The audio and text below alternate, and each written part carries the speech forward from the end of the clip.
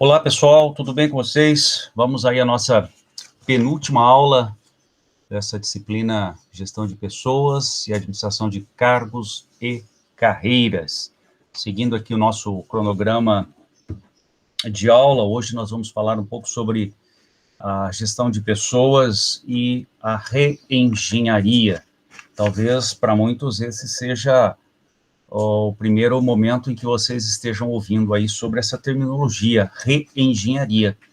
Mas não tem nada assim de muito diferente do que o próprio nome nos leva a entender, né? Reengenharia é, na verdade, um processo de engenharia sendo revisado ou sendo refeito, né? É uma forma de você criar processos, montar processos, idealizar processos, implementar processos, diferente, desconsiderando aquilo que já está formatado, por assim dizer. Né? Essa tem sido, na verdade, um conceito, né, que tem carregado aí uma grande responsabilidade por algumas, eu diria, algumas consequências bastante perversas das reestruturações empresariais, especialmente nas décadas de 80 e 90, né? Hoje, a partir dos anos 2000, nós não temos mais ouvido falar e também não temos encontrado na literatura a exploração dessa proposta de reengenharia. Mas é importante que a gente entenda, embora isso tenha acontecido há 3, 4 décadas atrás, até um pouco mais, é importante que a gente entenda as características principais, os dois autores precursores dessa teoria, o impacto que ela teve no âmbito corporativo e também nos deixar como estudiosos, como estudantes, acadêmicos e também futuros profissionais da área, nos deixar atentos para alguns modismos que porventura venham a surgir, estão surgindo e continuarão surgindo no âmbito da gestão e que muitas vezes não vão aparecer com essa nomenclatura de reengenharia, mas, na verdade, aparecem como as propostas salvadoras da pátria, no qual muitos executivos, às vezes inexperientes ou por descuido, acabam aderindo e só vão perceber o estrago depois que ele já está numa dimensão quase que incorrigível. Né? Então, os dois autores que protagonizaram, né, essa teoria são chamados de Hammer e Champ. Hammer e Champ. Né? Eles propuseram uma mudança radical de todos os princípios que orientaram a administração de empresas nos últimos 2 séculos. Veja que a proposta é ousada. É como se eu dissesse assim, para vocês aqui, encarnando Hammer e Champ, esqueçam tudo que vocês aprenderam nos últimos 2 séculos sobre gestão. Eu vou agora apresentar para vocês algo inovador, completamente diferente daquilo que foi proposto até agora. É bastante inusitado, é uma proposta que soa até pedante, mas foi isso que os autores fizeram e, pasmem, ganhou muito espaço na academia e nos estudos. Né? Esses autores foram enfáticos e bastante radicais ao se demonstrarem absolutamente convencidos de que eles dominavam a única solução verdadeira para as grandes questões organizacionais da época. Essa postura, né, retratada no caráter quase doutrinário do texto, talvez vá justificar o estigma incorporado ao conceito. Abre aspas para os autores. Neste livro, dizemos que chegou a hora de aposentar esses princípios e de adotar um novo conjunto. A alternativa é as empresas fecharem as portas e encerrarem as atividades. Fecha aspas. Em outra passagem, esses mesmos autores afirmam categoricamente a supremacia de suas descobertas, comparando-a com Adam Smith. Demonstramos como as atuais empresas podem ser reinventadas por si mesmas. Chamamos as técnicas que podem se valer para isso de reengenharia empresarial, as quais estão para a próxima revolução dos negócios, como a especialização do trabalho esteve para a última. Vejam, eles comparam essa grande proposta deles com esse divisor de águas que teve aí no século XVIII, protagonizado por Adam Smith, né, com respeito à especialização do trabalho. São bastante audaciosos. As grandes empresas, inclusive as mais bem-sucedidas e promissoras, precisam abraçar e aplicar os princípios da reengenharia empresarial ou serão eclipsadas pelo maior sucesso daquelas que o fizerem. Fecho aspas aqui para Hammer e Champ, numa obra publicada em 1994. Para esses autores, a história da teoria organizacional começou com a obra deles. O passado é desconsiderado, assim como a história das empresas, que nada deve pesar em seu presente e futuro. Antes de tudo, é preciso esquecê-lo. Abre aspas para os autores. A reengenharia não é mais uma ideia importada do Japão. Não é outra solução rápida que os gerentes possam aplicar às suas organizações.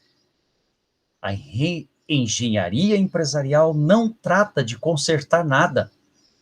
A reengenharia empresarial significa começar de novo, começar do zero. Fecho aspas para Hammer e Champ.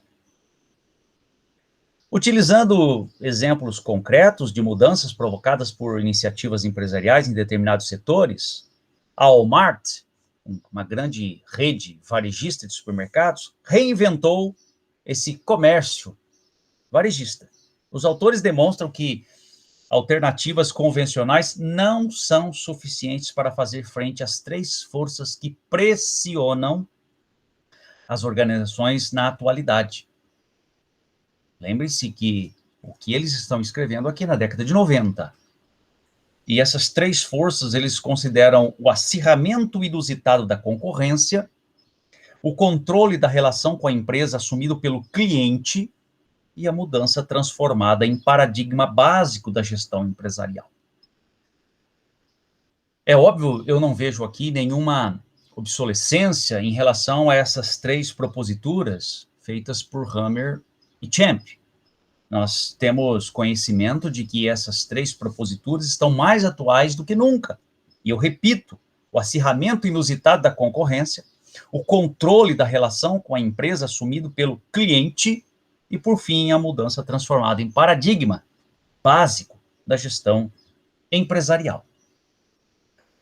Nesse sentido, a reengenharia tornou-se uma das estratégias organizacionais de competitividade mais divulgadas e polêmica da década de 1990. Foi largamente difundida e implementada no exterior e no Brasil, seguindo-se ou não os preceitos de Hammer e Champ. Ao contrário das demais propostas, a reengenharia não utiliza os conceitos de estratégia, de vantagem competitiva e tampouco de competitividade. Tais conceitos estão implícitos e o foco de atenção dessa linha teórica fica circunscrito à reformulação dos processos empresariais, o que, por vezes, parece confundir suas propostas com as antigas práticas de organização e métodos, com uma roupagem radicalizada e adaptada aos novos tempos. A questão da gestão de recursos humanos, que é o que nos interessa aqui, como seria de prever, aparece pouco ou quase nada na perspectiva de Hammer e Champ. Quando isso acontece, o objetivo é racionalizar e diminuir o custo fixo com mão de obra, como se observa no exemplo da Ford, transcrito no seguinte excerto, abre aspas. O novo processo de contas a pagar da Ford é bem diferente. O pedido de compra, a fatura e o documento de recebimento não são mais cotejados entre si, basicamente porque o novo processo eliminou inteiramente a fatura. Os resultados revelaram-se drásticos. Em vez de 500 funcionários, a Ford conta agora com apenas 125 para o pagamento de fornecedores. Fecha aspas.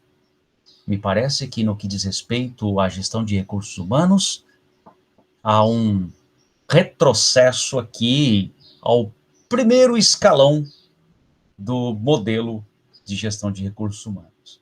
Em outras palavras, me parece que retornamos lá no famigerado DP, onde a preocupação única e exclusiva se restringia à redução de custos. Portanto, o funcionário era visto somente como um dispêndio, como um gasto. Vamos continuar.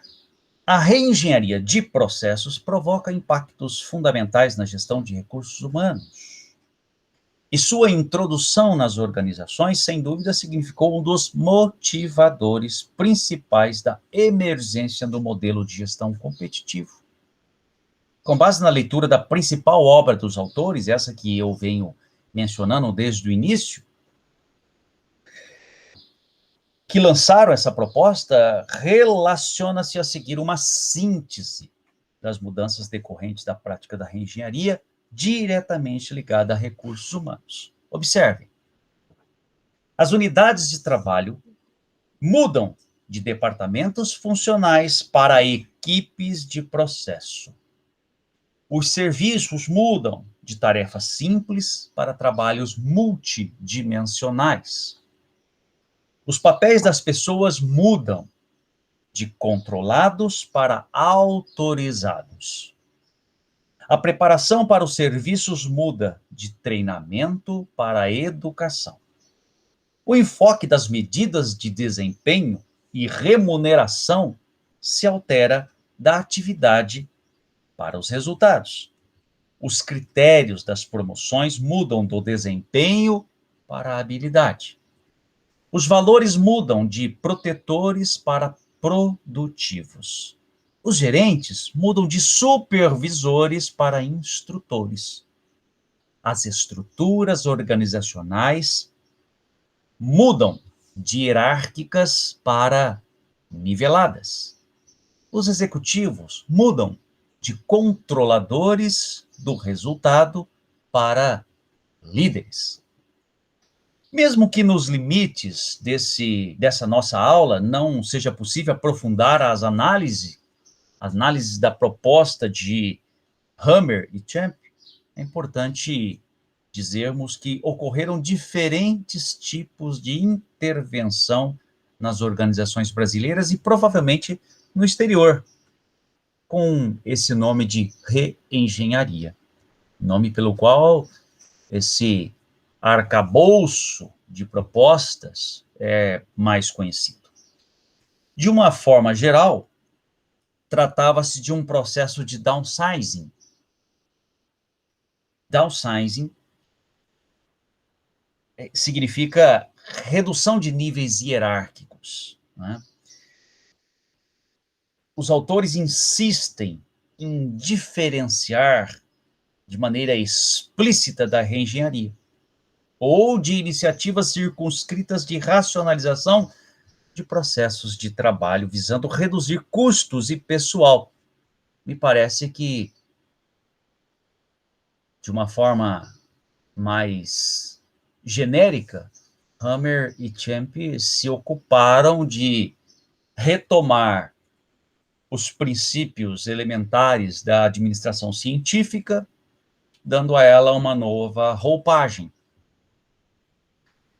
Isso terminou por dar uma conotação negativa a essa palavra, transformando-a na linguagem habitual das empresas em sinônimo de demissão em massa. Nesse sentido, toda vez que você ouvia dizer na literatura especializada que determinada empresa estava adotando processos de reengenharia, isso significava demissão em massa. Por outro lado, é importante dizer também que a grande contribuição da reengenharia foi alertar dirigentes e executivos para a necessidade de focalizar os processos em resultados. Então, se houve algo de valor nessa proposta, está aqui. Em que pese o fato de os meios serem bastante discutíveis, embaraçosos, o fim a que esse processo chamado reengenharia se destinava, eu diria que é um fim legítimo. Resultado. Empresas consideradas paquidérmicas, burocratizadas, paradas no tempo, acossadas pelo mercado sem vislumbrar caminhos de reação, encontraram nessa proposta uma fórmula para eliminar gorduras e atividades que não agregavam valor a elas, tampouco a seus clientes. A reengenharia, nesse sentido, tornou-se uma solução necessária e importante. Todavia, quando o objetivo permaneceu exclusivamente na redução de custos, ou seja, não foi articulado a uma estratégia mais ampla, a reengenharia, como proposta em si, trouxe para as empresas apenas resultados e sobrevivência de curtíssimo prazo. Vejam que, lá no início da aula, eu disse a vocês que a reengenharia não incorporava conceitos da teoria da estratégia. Ali a gente já começa a suspeitar do caráter perene dessa proposta. E aqui nós terminamos a aula falando que os resultados práticos aferidos diretamente no âmbito das empresas demonstraram resultados pífios, frágeis e de curtíssimo prazo. Lembrando que as organizações hoje precisam de estratégias corporativas que sejam regulares, perenes e que pensem a corporação no longo prazo. Fico à disposição de vocês para tirar qualquer dúvida no fórum, sempre lembrando, no fórum, podem me enviar as dúvidas que eu respondo o mais rápido possível. Não esqueçam também de registrar a frequência de vocês nesta aula, ok? E fica aberto aí até o dia 19, portanto, até sexta-feira, às 23 horas e 59 minutos. Até a quarta-feira que vem, na nossa última aula desse mesoconteúdo. Um abraço e excelente semana para vocês.